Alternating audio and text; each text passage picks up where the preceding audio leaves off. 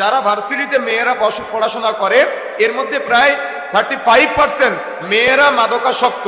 আগামীর ভবিষ্যৎ প্রজন্ম তারা এই 65% যে মাদকের সাথে জড়িয়ে যাচ্ছে তারা কারা? তারা কি আপনার সন্তান না? তারা কি আপনার ভাতিজা না? বা তারা কি আপনার প্রতিবেশী না? বা তারা কি আপনার সমাজের কেউ না? যদি আপনার সমাজের কেউ হয়, আপনার প্রতিবেশী হয়, আপনার সন্তান হয়, তো অভিভাবক হিসেবে আপনি কতটুকু দায়িত্ব পালন করলেন আপনার সন্তানকে এই পথ ভোলা হয়ে যাওয়া থেকে পথে ফিরে নিয়ে আসার জন্য? আপনি তো একটু দায়িত্ব পালন করতে পারলেন না। বর্তমান মাদকাসক্তের গড় বয়স কমতে কমতে 13 বছরে নেমে এসেছে, যেটা 2018 সালের গবেষণায়।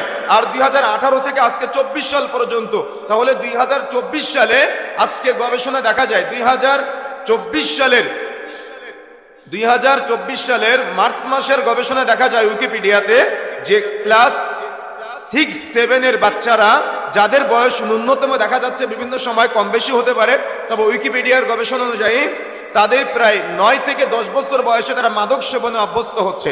তবে এর মধ্যে উইকিপিডিয়ার গবেষণা অনুযায়ী 7 বছর বয়সেও প্রায় 30% বাচ্চা যারা মাদকের সাথে জড়িত, এবং এর মধ্যে যারা কলেজ, ইউনিভার্সিটি বা দেখা যাচ্ছে নামি দামি ভার্সিটিগুলোর সাথে জড়িত, এর মধ্যে ছেলেদের পাশাপাশি যারা ভার্সিটিতে মেয়েরা পড়াশোনা করে এর মধ্যে প্রায় 35% মেয়েরা মাদকাসক্ত।